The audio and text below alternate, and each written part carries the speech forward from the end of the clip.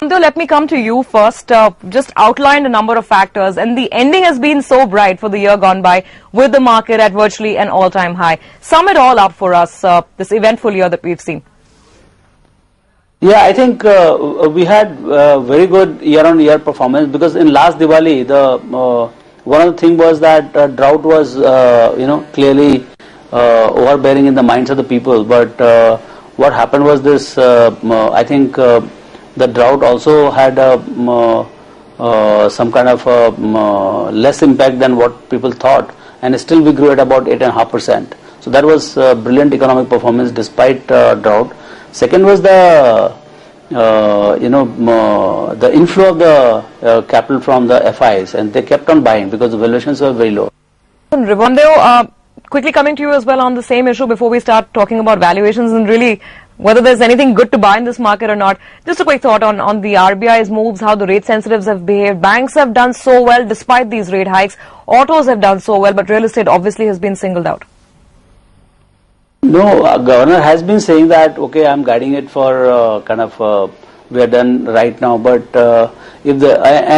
clearly for next 3-4 months inflationary, because the base effect on the inflation is so high that I don't think we'll be surprised in terms of where the inflation is headed, maybe 6%, 6.5%. So I think growth is on his side. Inflation is, you can say it is on his side, manageable at about 6.5%, 7% expectations. So now his main challenge will be to fight capital flows, currency wars, capital flows, external kind of balances. So those are things which are now, which might threaten your growth and currency equilibrium and those kind of things. So that is where the focus will be in going forward, not so much in the interest rates or anything like that.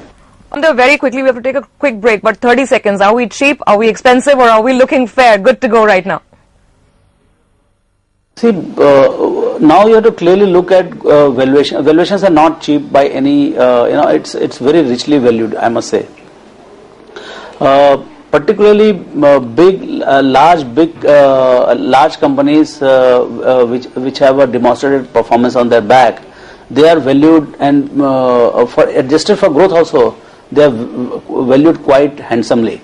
So where is the opportunity? So one is that opportunities are obvious opportunities are much fewer, and whenever you get an opportunity, you have to pile on big time.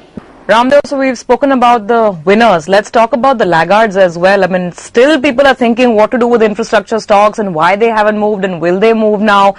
Real estate is the classic whipping boy. What are you doing with these two sectors? Yeah, I think, the stocks which are not moved are the stocks which have not done well financially. So irrespective of what they make or what they service or what is their underlying asset, whether it is a road, whether it is a power plant, whether it is an airport, or if you have financially not performed, market doesn't give a damn about it. So it's whether infrastructure or cement company or banking. If you are not done well, market has punished you or ignored you. So in infrastructure, the government intervention and uncertainty about their profitability, uncertainty about their completion of the project, longevity of the project. I mean, there is so many things. Eventually, they have not made money. I mean, the bottom line is that they have not made money. So the infrastructure projects where you think that they are going to make money and they have a success formula in hand, they have been rewarded by the market and they will be rewarded in the market. So infrastructure is a great opportunity, but we need to find a successful business model over there. That's the trick, right? Finding the men from the boys, as Sanju also put it a while back. What about real estate? What are you doing with real estate? We've had some very hawkish comments come out in the policy itself. So what's the call? What are you telling your clients right now?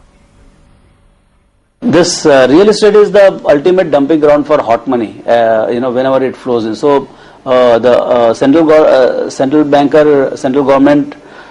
bank is trying to just make a preemptive strike on this particular thing, that you are somebody who is on the spot, and come what may, will not allow you to kind of go out of hands. But having said that, a lot of things you cannot control.